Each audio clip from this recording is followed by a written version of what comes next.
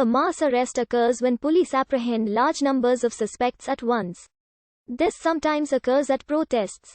Some mass arrests are also used in an effort to combat gang activity. This is sometimes controversial, and lawsuits sometimes result. In police science, it is deemed to be good practice to plan for the identification of those arrested during mass arrests, since it is unlikely that the officers will remember everyone they arrested. The Japan Farmers Union and Japanese labor farmer groups were hit by mass arrests in the 1920s. On April 16, 1929, several thousand members of the farmers' movement were arrested.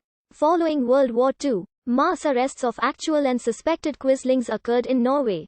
Totalitarian regimes have sometimes conducted mass arrests as a prelude to a purge of perceived political enemies, sometimes through executions.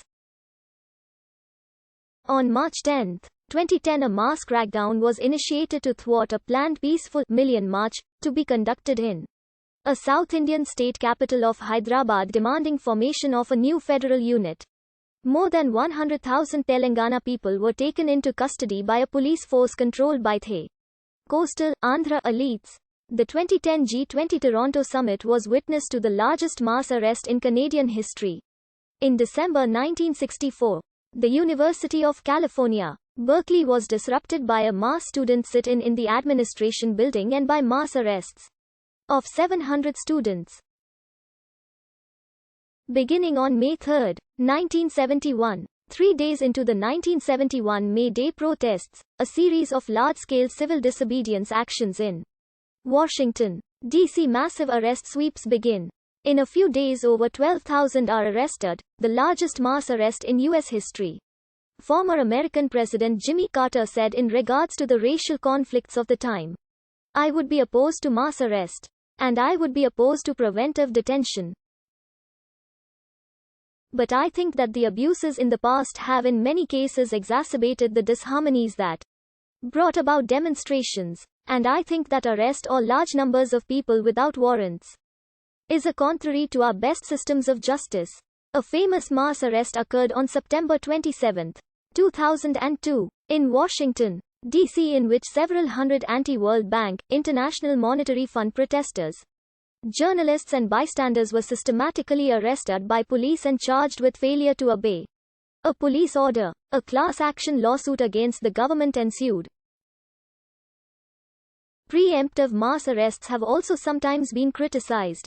Over 1,700 protesters were arrested during the 2004 Republican National Convention in New York City.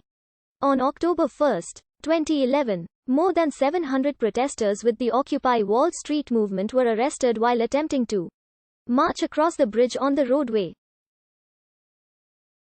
On January 28, 2012, more than 400 people were arrested at Auckland during a 7-day span on Capitol Hill.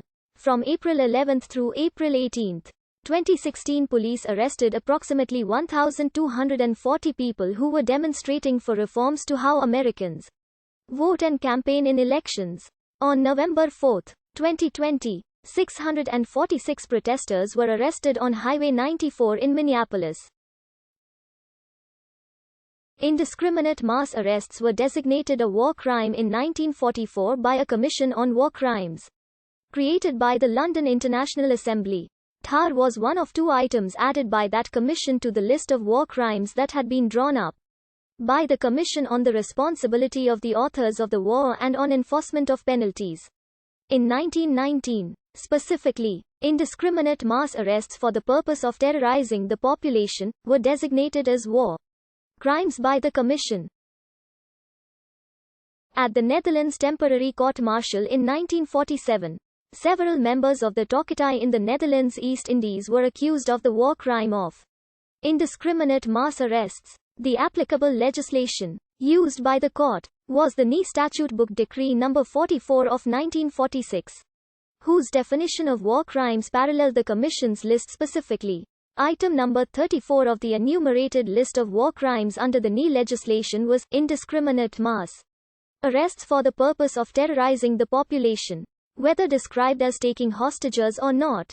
The court understood the definition of such unlawful mass arrests to be as arrests of groups of persons, firstly on the ground of wild rumors and suppositions, and secondly without definite facts and indications being present with regard to each person which would justify his arrest. It added commentary on indiscriminate mass arrests that are for the purpose of terrorizing the populace by stating that they contained the elements of systematic terrorism, for nobody, even the most innocent, was any longer certain of his liberty, and a person once arrested, even if absolutely innocent, could no longer be sure of health and life.